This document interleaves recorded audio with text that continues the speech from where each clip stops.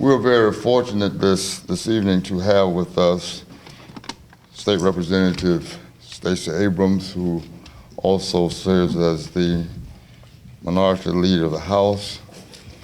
I'm sure you have had an opportunity to read much of her biography, and so rather than me standing here talking about her, I would rather use this time to let you hear from her.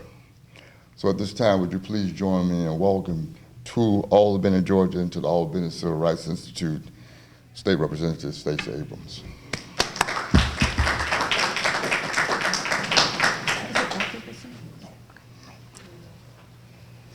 Thank you so much for having me. Okay, you have to pretend you want to be here. Okay, thank you, much better. I want to begin by saying thank you to Mr. Wilson for the invitation, and thank you to all of you for turning out tonight. I want to talk a little bit about why I do what I do, and it begins with the civil rights movement. I'm originally from Gulfport, Mississippi. My parents were in high school during the height of the civil rights movement, but they were both very involved. My dad was a member of the Spirit. I don't know how many of you know the Spirit in Mississippi, but this was a smaller group of civil rights activists who engaged in guerrilla tactics to encourage the state of Mississippi to do better by its people. He wanted to be a Black Panther. My mother said no, so he was in the Spirit. But what my parents did and what they taught us was that we have a constant and unrelieved responsibility to social justice, that is part of our DNA. My parents both grew up in fairly extreme poverty. My mother and my father, my dad likes to say that he's from the wrong side of the tracks, but my mom's from the wrong side of the tracks. He's the people that poor people make fun of. And for both of them, they understood that the lives they led still were lives of more privilege than many. That despite the lack that they had in their lives, they lived in Hattiesburg. My dad had two parents who may have had troubles, but they were together. My mom's parents split up, but she had a father who was there for her when she was growing up. And so for both of my parents, when they came together and decided to create their own family, at the center were three things. We had to go to church, we had to go to school, and we had to take care of each other. And when we were growing up, we thought taking care of each other meant the six of us, because I'm the second of six children. And we grew up believing that taking care of each other part originally was just about the six of us, because the rule was if you get in a fight, make sure you win, because you're all in trouble when you get home. And what we did with that, though, was learn from my parents that taking care of each other went beyond the corporeal family that we were born into. That it was much more about the family of Christ. It was about the family of our community of color. It was the family in Mississippi. It was about the people you were around and the people you had to serve. My parents taught us that race was something that existed and you don't ignore it, but you don't let it define who you are, but you also don't let it define who you talk to. They raised us to be good people. One of the ways they did that was that when we were growing up, we were involved in, we may not have running water in the house, but my parents would take us to a homeless shelter to volunteer. We might not have the best food that day. We might be eating what we called mom's specialty, which was really the rice that was left over, the cheapest meat she could find, and all the spices that were left out in the back of the counter that she could put into tomato sauce, and we called it mom's specialty. We thought it was great. We didn't realize it was just the cheapest thing she could feed us. Because what my mother and father wanted us to understand was we still had something, and then just in case we didn't get the message, they would take us to volunteer at a homeless shelter or volunteer at a soup kitchen. What they wanted us to understand was that no matter how little we had, there was always someone with less, and it was our job to serve that purpose and serve that person. My parents were deeply manipulative, and it worked, because we grew up with this ethic that said that this is what you do. I talk about my parents, and I talk about what they taught me because it's embedded every part of my life. It has guided my steps in college and in graduate school and in law school. It led me to study tax law, which one doesn't normally acquaint with civil rights. But I came to tax law because when I was in law school, a good friend of mine, who many people eventually got to know, Ben Jealous, Ben and I met when we were in college. And Ben called me when I was in law school and said, Stacy, I have a friend who's a priest who's doing this program in New York. He's about to get a big grant, but they need to audit his books. And I'm like, why are you telling me this? And he said, well, didn't you take accounting? I said, I took one accounting class in graduate school, and I'm not sure I went every day. He was like, but you know more than he does, so can you go to New York and see him? And so I got on the train from New Haven, and I took the train up to New York, and I met this priest. And this man was doing something extraordinary. He was hiring ex-offenders in New York, many of whom had been diagnosed with AIDS while they were incarcerated. They couldn't get jobs, and they couldn't get housing because no one would take them. No one would give them a place to live. They were often ostracized and not allowed to come into homeless shelters because this is in the late 90s, and people were still afraid of what AIDS meant. These were ex-offenders who couldn't get jobs, and they were going to end up living on the streets and dying on the streets because their health was in such jeopardy. So he was teaching them how to take over old hotels and turn them into single resident occupancy housing. And he had done an amazing job. They'd taken over a series of hotels, and their program had grown. The problem was none of them had paid taxes. And he hadn't reported that he was paying them. And so I walk into the situation with this really good-hearted man who was doing really good work, and all of them were about to go to jail for tax evasion. And because I was in law school and because I'd taken an accounting class, I knew more than he did. And so I went back to Yale, and I found the professor who taught tax-exempt organization law. And I asked him for books. I was like, can you teach me how to help this person? I didn't want to go into too much detail because I didn't want to go to jail too. But he gave me a stack of books, and I started reading, and that's how I discovered tax law. I discovered that there was an entire area of law dedicated to nonprofit organizations doing good work.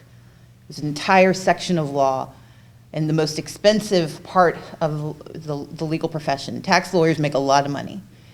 It's one of the most rarefied areas of the law. And I wanted to use it to serve a community that would otherwise not be able to afford the help they needed. And from that, I decided to become a tax-exempt organization lawyer so I could serve that community. However, I just graduated from one of the most expensive law schools in the nation, and I had to pay my bills, so I got a job with a law firm. And at the law firm that I worked for, Sutherland, Asbill, and Brennan, they were kind enough to let me have a balance. I billed for really big clients that could afford us, like the Cancer Society and universities and hospitals, but they let me do pro bono work. I did about 1,000 hours a year, and the work I did was for nonprofits that couldn't afford to hire me as a lawyer. And during my first summer working for them, after I'd had my fake legal profession working for the priest, I decided to go home to Mississippi for a semester. I wanted to write a paper because I was finishing up my master's degree, and I wanted to write a paper about churches that were being engaged in the work of social justice. My parents at that point had become United Methodist ministers, and they welcomed me home, and I had free rent, so I could live at their house while I did my work. But my parents had to explain to their friends why this daughter they swore was in law school was living in their house in my mom's parsonage. And they would say, well, she's going to be a lawyer, she's going to be a tax lawyer. And so suddenly I had people asking me for free advice. And I would give advice because it was worth what they were paying for it, so I didn't mind. But one day I gave advice to a nonprofit that my dad worked with in prison ministry. And at the end, the woman wrote me a check. And I wouldn't take it. I said, no, I didn't do this for money. And she said, you should take this check. And I fought with her. My dad pulled me aside, and he said, this is a matter of pride for her. If she wants to pay you for your services, let her. It's not about you, it's about her. Well, I had a conscience that my parents had grown in me that said I can't take money for work that I should do anyway.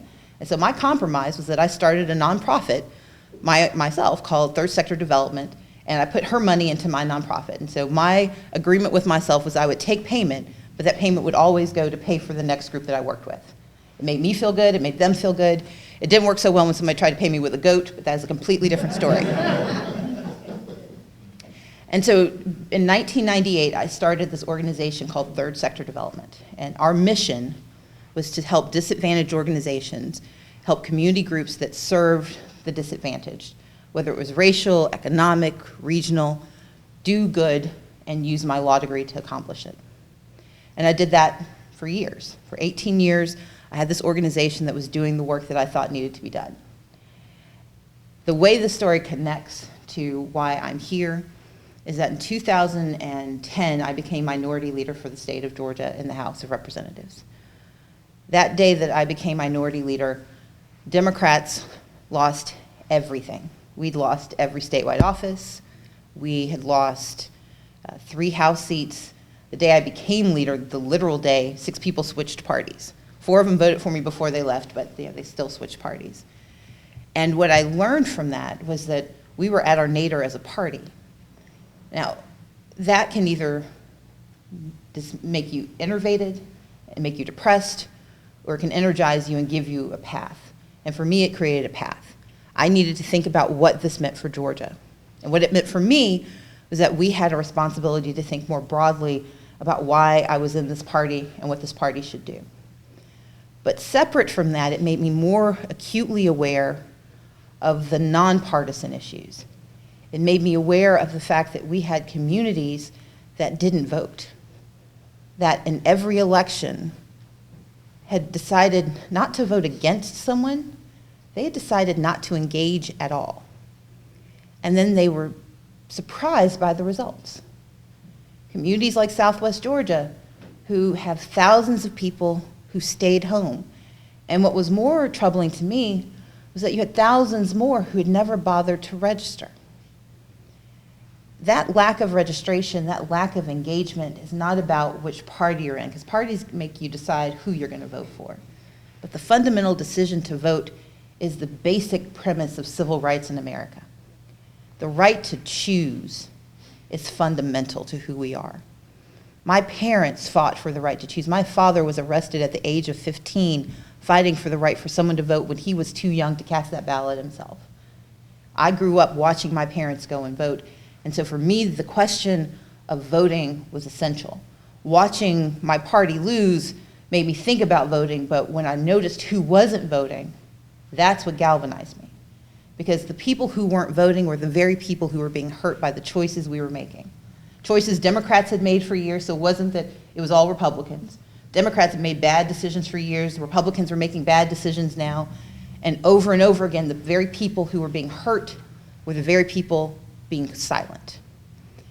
I started looking into this, and in 2013, I was paying attention to the Affordable Care Act, the fact that you had thousands of people who weren't going to be able to sign up because the state of Georgia refused federal dollars to help them sign up. So I raised about $100,000 through this nonprofit that I'd created when I was in law school, and I went around to a couple of foundations, and I said, will you give me money? Because what I want to do is go to Southwest Georgia, go to Randolph County, go to Terrell County, go to Webster County, and hire people. We hired 60 people. Ashley Robinson helped run the program. She's here with me tonight. And we trained 60 people to talk to their neighbors about health insurance. We boosted the sign-up rates in Southwest Georgia by 25% because we went to talk to them. And it wasn't me. It wasn't folks from Atlanta. It was folks in the neighborhood who needed to be, number one, needed a job. Number two, needed to understand health insurance because many of them had never seen it, didn't know what a deductible was. And so our job was to get them engaged. But the more we did it, the more we realized there were people out there who weren't going to qualify even for the exchanges because they were too poor. And they wanted to know why President Obama had abandoned them, why they didn't have health insurance. They didn't understand that there was a thing called Medicaid expansion, and the state legislature was saying no.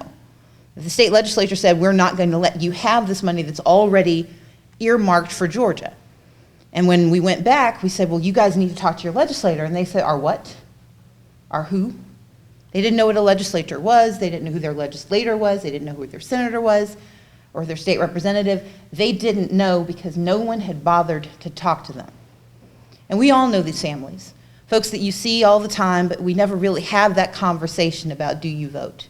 We don't have that conversation, not about politics writ large, but about politics writ home, about the politics of who decides if your trash gets picked up or if your road gets paved or if you get to go to a doctor when you're sick.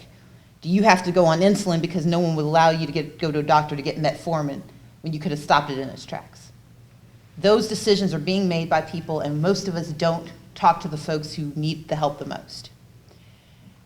I started doing research again, and what I found out was that in Georgia at the time, 800,000 people of color were not registered to vote in Georgia. Think about that. In a state of 10 million people, almost 10% of our population had simply never been engaged at all. It wasn't that they were registered and didn't vote, they weren't even registered. And unlike most states in this position, almost every person in Georgia who wasn't registered was a native born, and 600,000 of them were African American. In the state of Georgia, we had essentially the state of South Dakota not registered. And people would talk about it in political circles. My colleagues would talk about it. Oh, if we could just get folks registered. And my question was, well, why don't we? Why don't we get them registered? Why haven't we done this work? Georgia has not had a robust and engaged large-scale voter registration project since Vernon Jordan. That's the last time Georgia did anything about voter registration. Because we got complacent, and we got lazy, and we got used to winning, and when we lost, we got used to losing. And so I decided in 2014 to use the electoral cycle to do one more project, and I called it the New Georgia Project, because we have a new Georgia. In the state of Georgia, between 2000 and 2010, 1.5 million people moved into the state. 81%, 1.2 million of those people were people of color. 1.5 million moved in, 1.2 million were people of color, and that was just 2010. But when they get here, and the ones who were born here, they may not be able to live here if we don't encourage them to be engaged here. And so the New Georgia Project had a very ambitious but simple goal. We are going to register all 800,000 people by the end of the decade. And starting in 2014, over the course of 4.5 months, we registered 86,000 Georgians. 86,000 people of color, we got their forms and we turned them in. But because civil rights is never smooth, and civil rights is never simple, and civil rights is never civil, I was accused of fraud. I was accused of registering people when we weren't supposed to register. We got into a fight with the Secretary of State's office. They accused us of not registering people. We told them we registered them, you just didn't process them. We took them to court. I took the Secretary of State to court and demanded action. It's called a writ of mandamus. Show me that you've processed the people we turned in. We can find 46,000 of our 86,419 forms. Where are the rest? Secretary of State and his people told the judge they didn't exist. We could prove that they existed. We just couldn't prove what had happened. So we got into an argument, and unfortunately the judge agreed with the Secretary of State because under Georgia law, there is no requirement that the Secretary of State process your form by Election Day. If you register on January 1st and the deadline is October 11th, there's no law that says you have to be put on the rolls by Election Day. And indeed, we found this out because 18,000 of the forms that he said did not exist got processed after Election Day. So we went from 46,000 who got on the rolls to 64,000. We didn't do anything different. He just found them and they got put on the rolls. But that still meant that more than 20,000 were still lost. 20,000 people weren't given the right to vote, the right that they had earned, the right that had been paid for in blood. And what we found out, and you may have heard about this lawsuit, is that a lot of those folks, especially because we were focused on African Americans, their applications were being canceled because they were going through a process called exact match. That means that if anybody misspells your name, if there's a hyphen out of place, if you're a woman and your name doesn't match the name they thought you should have, they canceled your application, and it's 8 times more likely to happen to African Americans, 7 times more likely to happen to Latinos, 5 times more likely to happen to Asian Americans, and 4 times more likely to happen to women. And so we have now discovered that more than 55,000 registrants over the last 4 years have had their applications canceled, not because of anything they did, but because of a system that was designed to tell them, no, you can't vote. Well, we could have stopped in 2014 because 2014 was hard. After 2014, when we didn't change America by registering these voters, when some of my allies thought that it couldn't be possible that you did the work that you claim you did, there were a lot of slings and arrows thrown. But what we did in 2015 was we decided we're going to still talk to them. We're going to talk to the voters we register. We're going to reach out to them and make sure they understand not only now do you have the ability to vote, you need to understand the power of voting. So we built on the Freedom School model. And in communities across the state of Georgia, we had freedom schools where if you went through 5 weeks of training on how government works, we'd give you a laptop computer. And we had young people, we had old people, we had middle-aged folks who didn't care about government, but they went through this program. And what we discovered with their participation Number one, you could not come to this program if you were an active voter, because if you're already doing the work, you don't need us. We wanted people no one talked to who didn't know what was happening. And what we found was that they discovered the power of their vote. They discovered the gravity of their rights. And they became engaged more than they had ever been before, and they shared with their neighbors, because that was one of the jobs. To go through this program, you had to create a program to touch your neighbors. We based it on the freedom schools, because the freedom schools and the right to vote is nothing more fundamental than freedom. We did that in 2015, but we also started a little project to look at all of the precinct closures that were starting to happen. And because of that, we've been able to work very closely with other organizations to identify places in the state of Georgia where people are being denied the right to vote, not because they're being denied access to a ballot, they're being denied access to a ballot box. Because the next round of voter suppression is to close the places where people go to vote. And in the state of Georgia, more than 100 counties have considered closing precincts, which may not sound like much unless you don't have a car, and you don't have public transportation, and you can't afford a taxi to get you to vote because you don't know how long you'll be standing in line. And so we've been working on that issue too. But heading into 2016, and this is the thing I'm the most excited about, we decided to relaunch our registration effort. And as of today, we have registered in this year alone 90,000 more people of color to vote in the state of Georgia. At this point, we have registered almost 200,000 people of color, almost a quarter of the people that we think we need to get to. And that's the role of the New Georgia Project.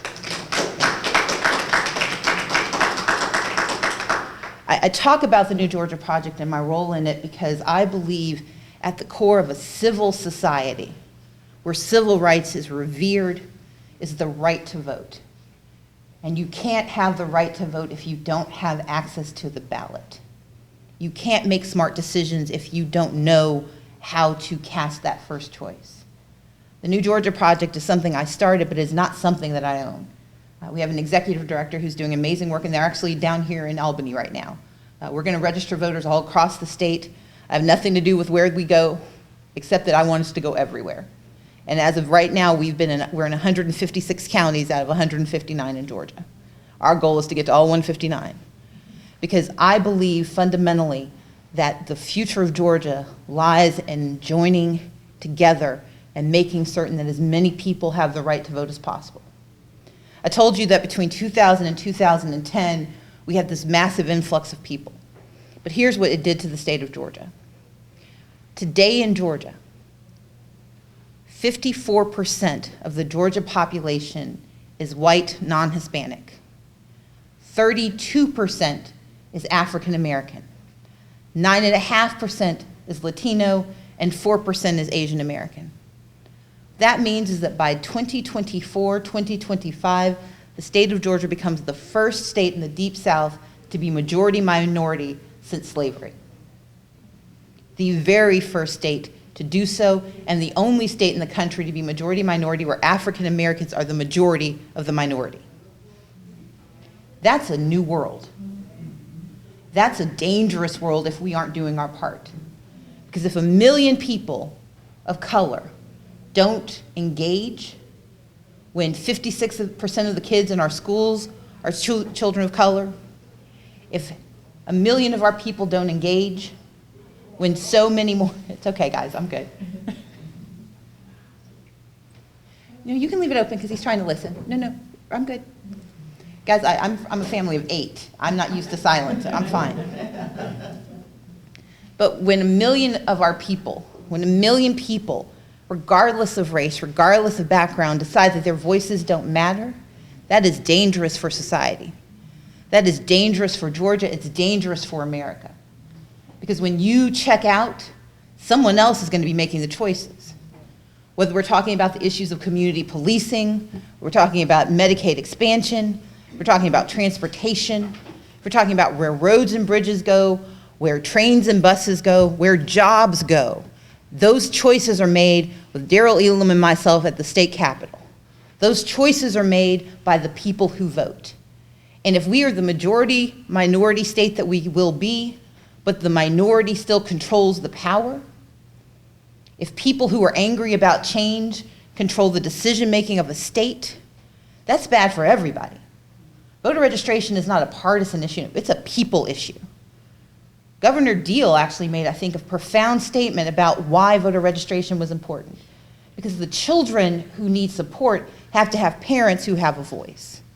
The children that we are grooming and growing in this state have to have parents who have a plan for them. And the way we set our plans in the state of Georgia, the way we set our plans in government is through the right to vote. There are civil rights challenges that we all have to deal with. There are civil rights challenges that face us every day. But for me, the civil rights challenge that governs and gears all things is making certain that as many of our people have the right to vote and that they use it. In 2016, in this upcoming election, there are approximately 2.2 million registered voters who will not vote. 1.4 million are on the progressive side, 825,000 are on the conservative side. Every election in Georgia in the last 5 years has been decided by 200,000 votes or less. Think about that. The power that sits in Albany, the power that sits in Southwest Georgia, is the power to direct the state. There are 200,000 people south of Macon who can decide what happens in Atlanta if only we engage. Now, I'm not telling you who to vote for. I'll give you a good guess. But I am telling you that deciding not to vote is deciding not to control your lives. It's giving power to someone else saying, I don't care. I push back on those, though, who say that it's a function of apathy. Apathy happens when you know and don't care. What's happening right now is disengagement because people don't know why they should care. And that's why you're in this room. That's why I'm here tonight. We have to be responsible for making sure people care. I'm the daughter, as I said, of 2 ministers. My parents, when I was growing up, my mom was a librarian, my dad was a shipyard worker, but both of them decided on permanent poverty and decided to become ministers. But that taught me about evangelism. And my evangelism is this. Every person should be exhorted to vote because that's the most powerful thing they can do. I control every part of your life. I decide how much money you put into the coffers. I decide what you get back. I'm one of 180 votes that can control the direction of every decision you get to make as Georgians. I should not be allowed to make that decision without your voice. And for those who don't think their voice matters, you have to tell them it matters. My parents are ministers not because that's just an easy thing to do, but they understand that you have to ask people who they are. You have to ask people what they want. You have to meet people where they are, not where you want them to be. And my evangelism, my ministry is government. Because I understand that government is one of the most profound expressions of humanity. It is people who put their resources together to help people they will never see achieve things they will never benefit from. And for me, that means talking about voting, setting up organizations, doing the hard work, getting yelled at by a lot of folks and begging other people for their money so I can do it some more, and coming down to Albany at the invitation of Daryl Elam and Frank Wilson to talk to you tonight. So thank you so much for listening. I heard something just either yesterday or today in reference to the voter registration application. Mm-hmm. And what disqualifies a person from being able to apply to vote? So that's the cancellation issue. So what happens in Georgia, and this doesn't happen in every state, there are only about a handful of states that do this. Georgia decided in 2010 that we were going to require a citizenship match. But there is no citizenship database other than the Social Security Administration. So what Georgia does is we get an application, we process everything else you have, and then we type your name into a database and we send it to the Social Security Administration for a match. The problem is there is a 40 to 60% failure rate with their process because, tell me your last name. Smith. Okay, you're not a good example. What's your first name? Carol. Okay, so Carol Smith. Is it Carol or Carolyn? Carolyn. Okay, so if I type in Caroline Smith, which I hate.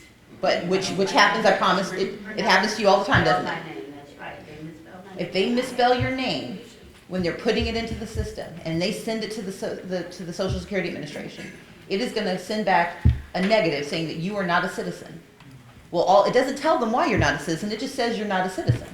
So you get this message if they tell you that that you've been canceled because you didn't meet the citizenship match. So you go back to the Secretary of State's office, you give them the same information, and more than likely what they do is just rerun your same application, never realizing that they misspelled your name. You are now canceled and not allowed to be a voter in the state of Georgia. If you get married and you hyphenate your name, if there's a hyphen in your name but not a hyphen on the form or vice versa, they will cancel your application. African Americans, because we have some of the most common last names in America, we get canceled more often. Either that or because our names have interesting spellings.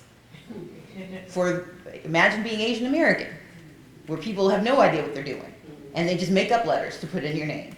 If you're Latino, the same thing happens. So what's happened is that the Secretary of State, we believe in violation of federal law, has been processing people, and when the match doesn't happen, instead of figuring out what was wrong, they just cancel your application, and they don't tell you enough to help you fix it. If you're a new citizen, there's a naturalization form that gets filled out. It doesn't necessarily get processed at the same time, so they give you a piece of paper to prove that you're a citizen. Well, in the state of Georgia, the Secretary of State will not accept that form. They want you to be in the system. Well, you may not be in the system for 6 to 7 months because we cut the funding that goes to the people who pay for putting you in the system. And so thousands of new registrants who were newly naturalized citizens, the first time someone who has spent 12 years waiting to become a citizen, the first time they go to vote, they're told no because of a typing error.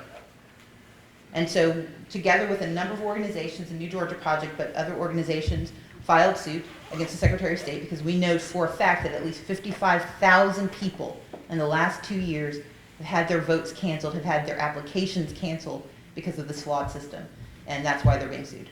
And so the information that the judge said he has to turn over are all the forms that prove the accusation, which is that he has to turn in all the forms where they get back this false match.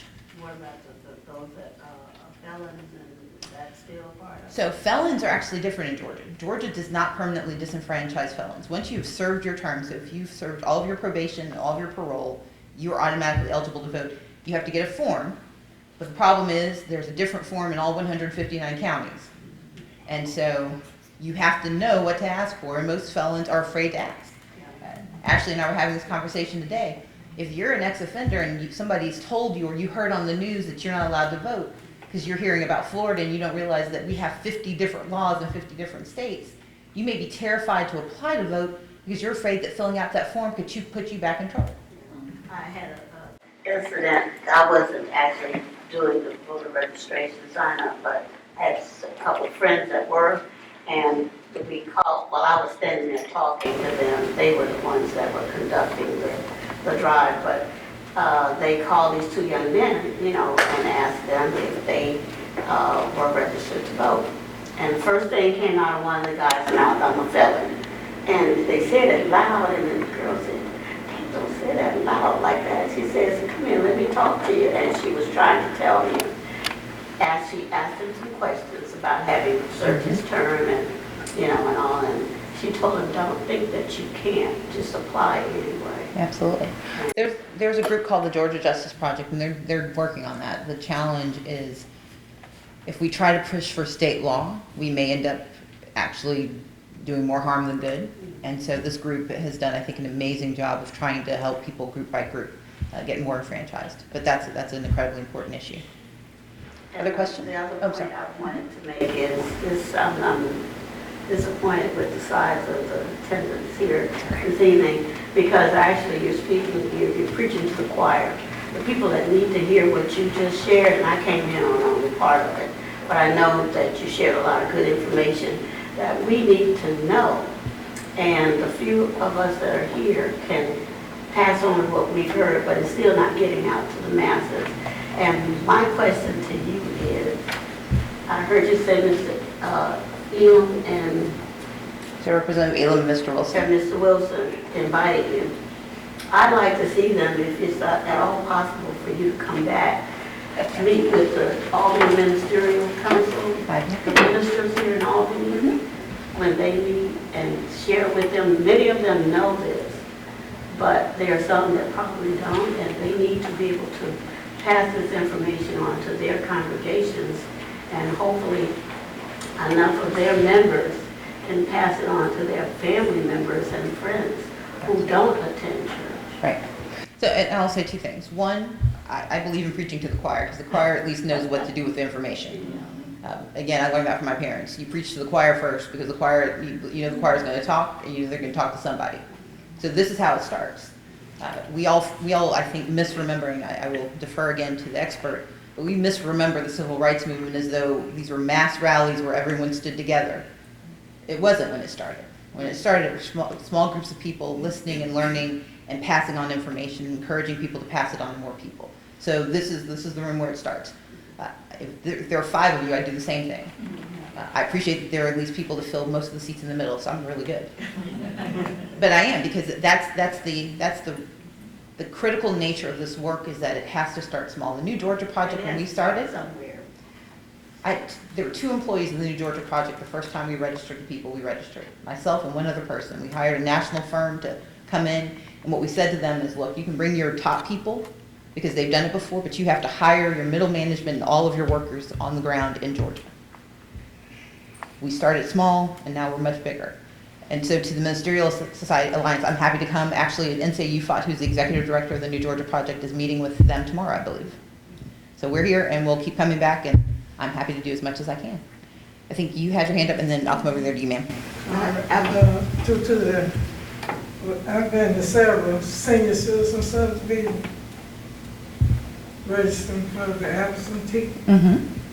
For some reason, they have been dropped from the, I don't know whether they missed so many, and then you got the absentee, but they're not registered. Again, you get this message, not early enough to get the register. And I wonder, how do you go about that? Okay. If I can get your contact information, so there are 2 things. One is they could be placed on the inactive voter rolls, which they haven't been purged, but they've been moved to inactive. Mm-hmm. One of the things we're working with the Secretary of State on is moving people who are being placed on inactive, putting them back into active. Mm-hmm. That's one issue. The second, though, is that you couldn't start getting an absentee ballot until the 20th, so it just started on Tuesday. Mm-hmm. But we can help you, because the New Georgia Project actually works on getting absentee ballots out to folks. So if you'll give me your contact information, I can make sure you have the right information on what to do. But them being senior citizens, and they may have gotten something in the mail, of saying that they have been, but anyway, that is a problem. And that's why I want to connect you with the New Georgia Project, because what we do, one of the things we do is we actually have a team of phone bankers. We call the registrant, and then we will call the registrar's office to find out what happened. So we don't just tell you what to do, we'll actually sit on the phone with you to make sure we find out how to get it done. We take this very seriously, so we'll get your contact information. Yes, ma'am. Yes, ma'am. How you doing? I'm well, how are you? I wanted to address what Ms. Smith was saying. I'm kind of like a hermit. I have access to the internet, newspaper, the television and stuff like that. I had no clue you were going to be here. So this information is not given out to the public. I see you all the time on Lawmakers. I admire you very much. So you and your sister. But, the information just was not given out. And I just found out about it on Channel 10 a few minutes ago, because I was going to listen to Fortson and those, the debate in Tifton or wherever. And when I drove up, I saw these few cars, and I went, wow, where's everybody? So the information is not given. Excuse me. Well, I appreciate you coming out, and I will be back. My sister lives here now, so I'll be back quite often. So I'm happy to do what I can. Yes, sir. Would you speak briefly about opportunity to school districts, and if you'd like to give us your position on it? Am I allowed to speak about that? Well, it's actually nonpartisan, so. Yes. I'm very sensitive to partisan conversation, but this is nonpartisan because I appreciate, and I actually think the governor, that his intention is to improve our schools. I do believe the sincerity of his intent. I disagree fundamentally, though, with the approach. What we have done over the last 12 years, 15 years, is systematically defund our schools. We have increased class sizes in 95% of our schools. We've cut 9,000 teachers. In Southwest Georgia and Central Georgia, you have kids who graduated from high school having missed the total of a year of school because of furloughs. We've cut $8 billion plus from education. Problem with that is you cannot set fire to something as an arsonist and then come back and say, let me put out the fire. That's what the Opportunity School District is. We have created this mess. We have created the struggling schools, schools that were already doing a little bit worse than others because of the resources differentiation have been made even more problematic because we have systematically taken their money away. You cannot serve children who have nothing by giving them less. And the problem that I have with the Opportunity School District is if that bill came with a dedicated funding source where we said, if you give these schools to the governor, to the Opportunity School District, we're going to pour in X amount more money, or we're going to guarantee this pot of money is available once we've diagnosed what the problem is. If that's what we had done, then I might be more susceptible to supporting it. But what we did instead is say, we're going to identify these schools based on metrics we established with monies we no longer provide. And we're going to say, if you can't meet this impossible standard, we are going to take your school. We're going to give authority over the management of your school to someone you don't elect, that you don't select, and that you cannot remove. Unlike the two states that people point to, Louisiana and Tennessee, in both of those states, the state school board is an elected body. The state school board controls their school districts that are in the special district. It would only be in Georgia that the control would sit with one person, the Opportunity School District Director, who is appointed by one person, the governor, who also appoints what? The state school board. There is not a single elected body other than the governor himself or herself who would have any control. And while I may trust what the governor of Georgia today intends, I have no idea who's in there in 15 years. I have no idea what mission they have and what challenges they believe in and how they view our students. And so to change our Constitution to embed in a czar this amount of power with no recourse is dangerous. It's dangerous if it's a Democrat in charge. It's dangerous if it's a really good person of color who loves education. I don't care. Nobody should have that degree of control over 100 schools for 5 years.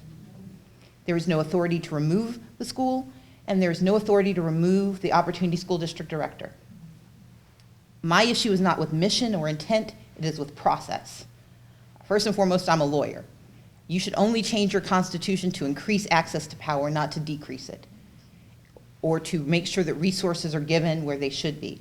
This bill does none of those things, and there is nothing that is going to be done in state law that will increase or improve that. And for that reason, I can't support it. If I might ask a second question. Sure. Throughout rural Georgia, we've had a number of hospital closures. We've had some good drug lending practices. We had a little bit of struggle with Metro. What do you see in the upcoming session as far as the Medicaid expansion is concerned? I think Medicaid expansion will happen, and here's why. It is the closure of rural hospitals. Georgia is a state that has always relied on federal investment to keep our hospitals afloat. That's always been how we operate. We are a large state that is very low to moderate to low income. We have one of the highest poverty populations, and we have one of the strictest rules for Medicaid. In the state of Georgia, to be on Medicaid, you have to make $7,600 or less, be a family of 3, or be aged or disabled. If you're a childless adult, no matter how much you make, you can't qualify. If you're a mother with a child, the child can get CHIP, but the mother can't get Medicaid. You have to have at least 2 children and a parent, or 2 parents and a child. That's dangerous, especially in rural Georgia where you don't have the jobs, where things have been on a downward slide for too long. And the other part of the problem is that the way our healthcare financing system works, you have 3 buckets. You had what were called disproportionate share payments. If you had a disproportionate share of the poor in your community, we paid you to make up the difference. The second was the Indigent Care Trust Fund. If you just have a lot of poor people and they're not going anywhere, here's some more money. And then there's Medicaid expansion. And these were the dollars that were designed to put everyone on health insurance, because if they're on health insurance, you don't have to worry about the first 2 buckets. But in order to finance this, in 2012, the disproportionate share payment, or DISH payments, and the Indigent Care Trust Fund payments were all poured into the big bucket with Medicaid expansion written on the outside. And what happened is that we decided as a state that we didn't want the bucket that had Medicaid on the outside, even though it was money we've relied on for 40 years. When we did that, our hospitals started to close. You all know, Stewart Webster closed, Calhoun Memorial closed. They closed because we have lost money from those payments, and it's only going to get worse. What we've realized is that it's not only a moral issue, which is why I believe in it. It's not only a healthcare issue, which is why I believe in it. We suddenly realize it's an economic issue. Because when a hospital shuts down, you lose 30% of your economic development. And that's just a start. Within a decade, more than likely, you've lost half to a third of your population. Medicaid expansion will happen in Georgia because the Chamber of Commerce realizes it's a business issue. And because we can't afford not to. Right now, the uncompensated care rate, which is the amount of money for people who go to the hospital and never pay their bills, Georgia spends about $1.4 billion on uncompensated care. Medicaid expansion will cost $250 million a year. It's math. And for too long, politics trumped math. I think in 2017, math will finally overwhelm the politics of the issue. And it helps that President Obama won't be in charge anymore, so they can rightfully say it's not his. Yes, ma'am. Now that we're talking about economic development, I understand about the hospitals and things like that.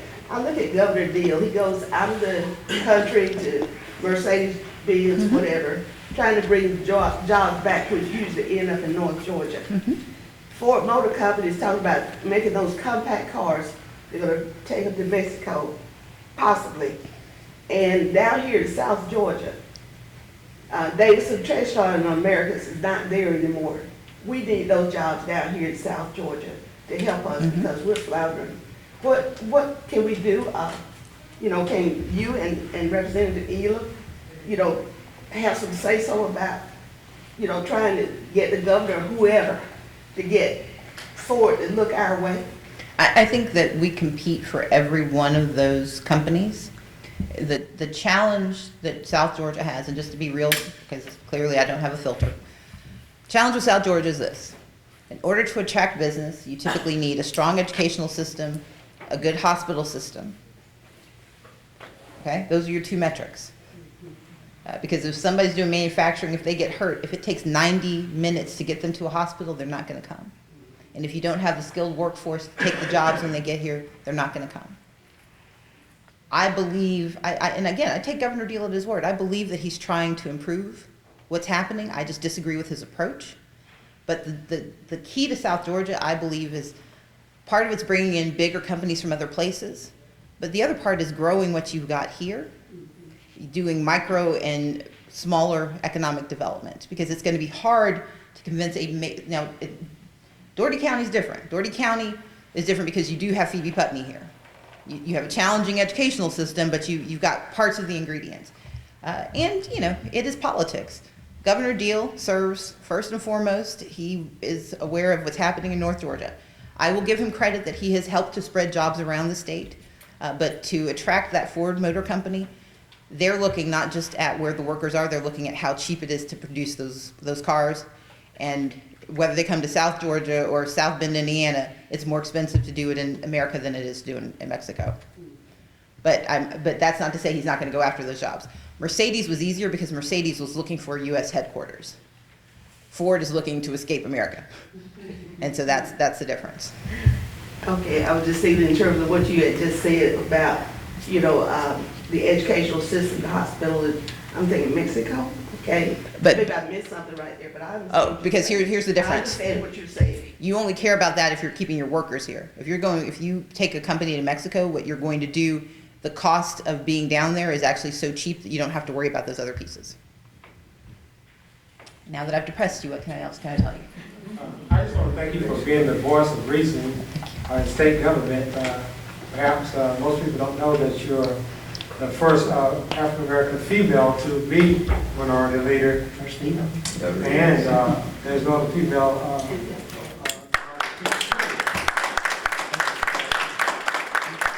bringing real issues to the table that make a big difference. And I appreciate that.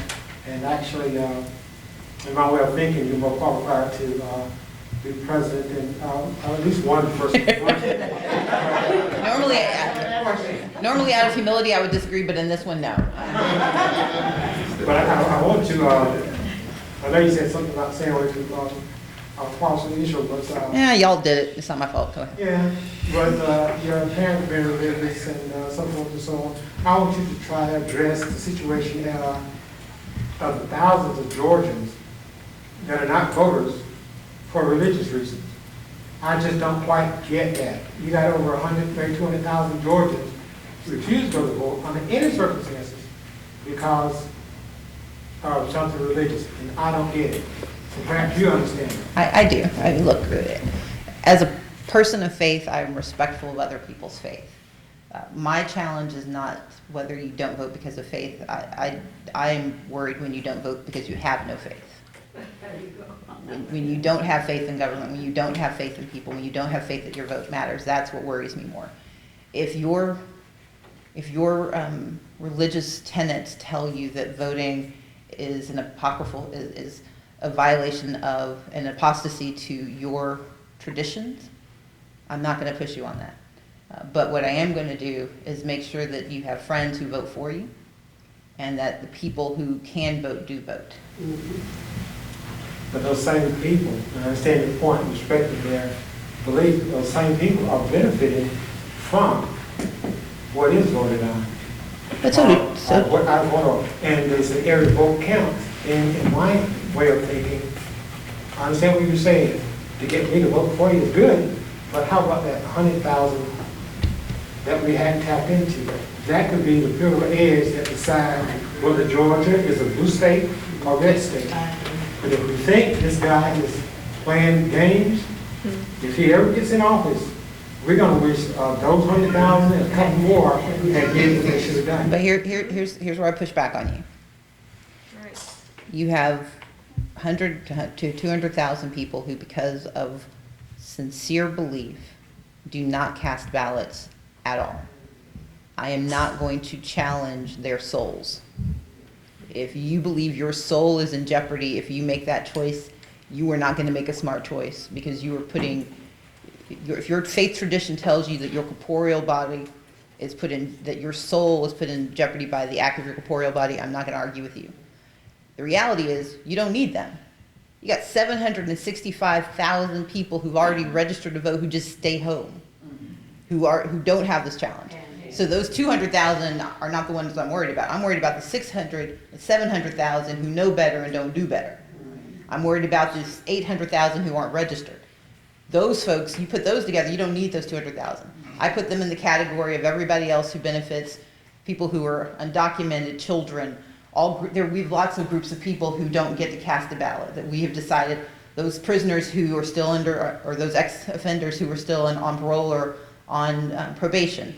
They don't get to vote either, and they benefit or are harmed by it. We've got enough people who can do good without jeopardizing their eternal soul and damnation, without having to try to have me undo Jehovah's Witnesses. So I'm not going to do that one. I'll take on lots of challenges. That is not one. As I tell people, my parents save souls. That's not my job. And how is your 89th district comparison to our district, basically, down here? Is it demographically? So demographically, District 89 is DeKalb County, City of Atlanta, and South DeKalb. So it is roughly 62% African American, about 40% white, and about 8% Asian. So those numbers don't work. 32% white and 8% Asian. So it's a diverse district. Other questions? Yeah. Yes, sir. I'm told that the demographic there is changing rapidly. Moving back into those counties that you just named. Absolutely. For the specific purpose of being able to swing their vote. So I don't think most voters are that intentional, but it has that effect. So DeKalb County is a solidly Democratic county. Henry County, which 10 years ago demographically was 80% white, is now closer to 50% white. So demographics are changing Metro Atlanta. Demographics are also changing South Georgia. It's not happening as rapidly, but your Latino population is increasing. Your African American population is increasing. The reality is this state as a whole is moving towards racial parity, which we've never had, and which terrifies the dickens out of a lot of folks, black folks included. when no group is the majority, all groups have to work together. And that's a terrifying thought, because I do not deny the fact that he was kind enough to point out I'm the first woman to lead either party in the Georgia General Assembly in 233 years. I'm the first African American in the House of Representatives. I can't do my job if I only talk to black people. I suck at my job if I only talk to black people. I do not do my job if I don't recruit Latino and Asian American and African American and white candidates for office. I will work as hard to protect Darrell Elam as I will to protect Winfred Dukes, because I need both of them at the Capitol, because they both represent communities and constituencies that I don't know and I don't understand. And if my sense of self is so high that I don't know what I don't know, I don't deserve to have this job. And that's the way that people need to look at President Obama. Exactly. They think, because he's the first African-American president, that, black folks just think he was supposed to save black folks, but he is responsible for the entire country. And by the same token, I will give great credit to Darrell Elam. You have a representative who may not look like the majority of his district, but he works for you at that Capitol. That's the responsibility. We do our jobs best when we are working for people who don't necessarily look like us or think like us. I'm supposed to work as hard for the 5 Republicans who live in my district as I do for anybody else. And if I'm not doing that, now we may not always agree, but they should never doubt the sincerity of my effort and the veracity of my word. And so for me, this is a constant conversation, and that's why the New Georgia Project is so important. And I've been criticized for focusing on people of color. Focus on people of color because those are the least registered in our state. We need a robust state, which means everyone needs to have a voice. If it were left-handed people with red hair who were unregistered and that was the bulk of the population, that's where I'd be focused. It just happens under the tradition of America, that's not what happened. But for all of us, and this goes back to singing to the choir, having you all go out and talk to those communities, going to those neighborhoods that everybody knows and nobody goes to, but everyone chatters about why they don't vote and why they're not engaged. They're not engaged because nobody comes. Ashley Robinson, who's sitting here, is my chief of staff, and she's the caucus director. Ashley is one of the smartest young minds in the state of Georgia. When we were driving down, we were talking about knocking on doors, and one thing that she's extraordinary at is field. She's extraordinary at canvassing. And one of the things that she noted is that we don't go into those communities so often. We drive by those communities. People talk about flyover communities. We've got drive-by communities. We drive by them because we're afraid to stop and we're afraid to ask. If we don't ask, they can't answer. If we don't ask, they can't do. When we started the New Georgia Project, we hired a national polling firm to come down and do polling and focus groups with African Americans and Latinos in urban and rural communities. And we did one of the focus groups down here in Albany in the region. What we heard from black men was that they were afraid to vote because they were afraid of embarrassing themselves because they didn't know how to do it. They literally didn't know how to cast a ballot, and they didn't want to ask for help. Latina men had the same worry. Black women, Latino women, they didn't vote because they were afraid to make the wrong choice. They didn't want to cast a ballot for the wrong person and somehow cause some problems. So they would rather not vote than vote the wrong way. And because they don't have time, some of them they're working 2 or 3 shifts, because you do great work, you read, you watch TV, you get all this information. When they have 5 or 7 hours off, they don't care about politics because they haven't seen politics help them. So they actually literally don't know what's going on. They don't know why Donald Trump is such an abomination. They don't know why people are saying things about Hillary Clinton. They know there's an election in November, but if you ask them what day, they can't tell you. If we don't go and find them, if we don't go and ask, they will not vote. And we will be having this conversation in 5 years, and having this conversation in 10 years, and trying to figure out what happened to Georgia. I'm going to let you all go home now. Thank you so much for having me. I appreciate it.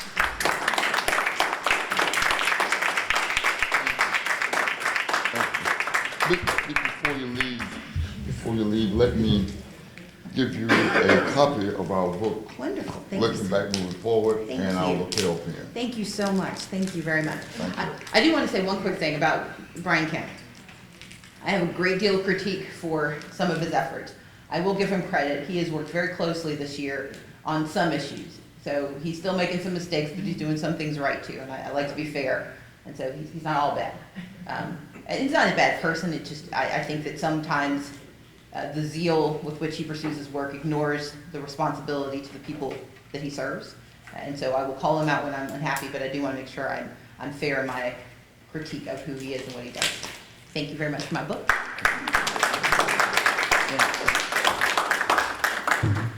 You know, one of the quotations that I love from Dr. King was, two of the most dangerous things in the world is sincere ignorance and conscientious stupidity.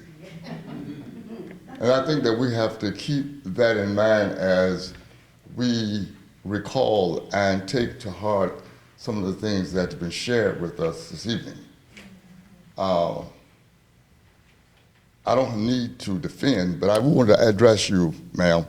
This was widely publicized. It's been on television and in the churches and in newspapers.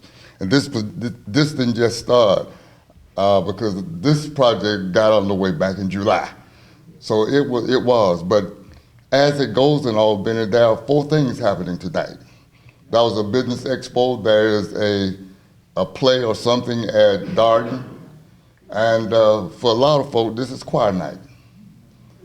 But I can appreciate the daughter of a minister who said to me, you know, where 2 or 3 are gathered, we're gonna make this happen. But the good thing is that those of you who are here are members of other organizations. You're a member of churches that you can take this message forward. And as I always say, the Civil Rights Institute does not endorse candidates, but we strongly support voting, because voting was one of the major tenets of the civil rights struggle and continues to be, as you've heard the data that's been given to you, that the work still continues. And so let me, with that, ask us to make sure that we each one reach one, teach one, because as I often say is that we talk about voter registration and voter participation, but voter education is equally important, because if you make the wrong vote, it's almost like not having voted. So I think it's important that we do all of those things. With that being said, let me also ask you to put on your calendars October 6th at 6:30 p.m. at the Municipal Auditorium. We will be screening the film Get in the Way, which is the journey of Congressman John Lewis.